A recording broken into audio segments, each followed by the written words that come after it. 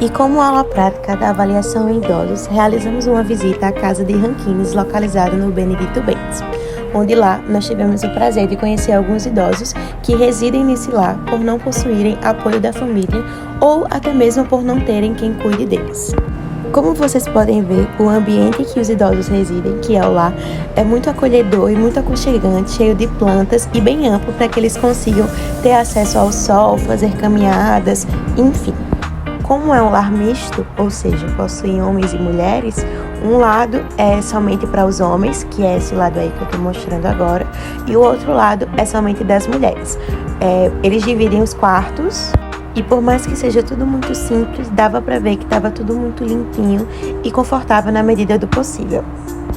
A ideia de criação desse lar ocorreu durante as festividades de fim de ano, mais precisamente no Natal, onde um religioso entendeu que nessa época do ano, muitas famílias estão em fartura, enquanto outras estão passando necessidade. E aí foi criado o Lar de Rankines, com o objetivo de não só proporcionar uma avaliação nutricional a esses idosos, nós levamos para eles também um pouquinho de felicidade, por meio da comida, que é a nossa especialidade.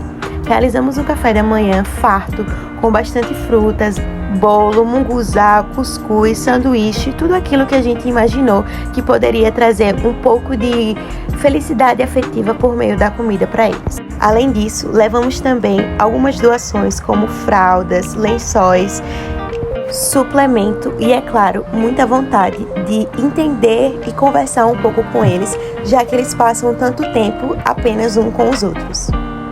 E muitos deles nem visita de familiares recebem. Além do café da manhã gostoso, cheio de comidas típicas, a gente levou também um pouco do forró, já que durante as conversas que tivemos, a maioria deles relatou da época que ainda dançava forró, que namorava, que era jovem, tomava cerveja, enfim.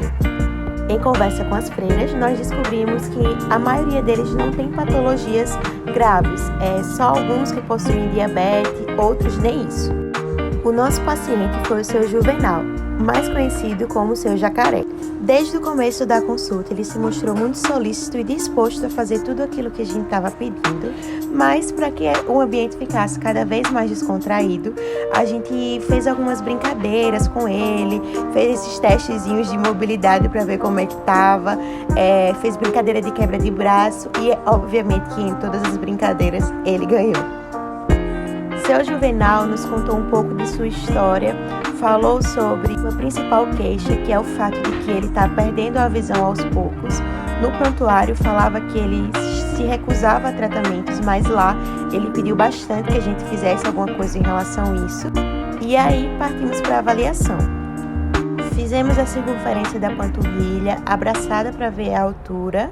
E em breve o pessoal vai explicar melhor para vocês qual foi a avaliação final que a gente chegou. Além da avaliação nutricional, nós fizemos uma anamnese com ele, na medida do possível.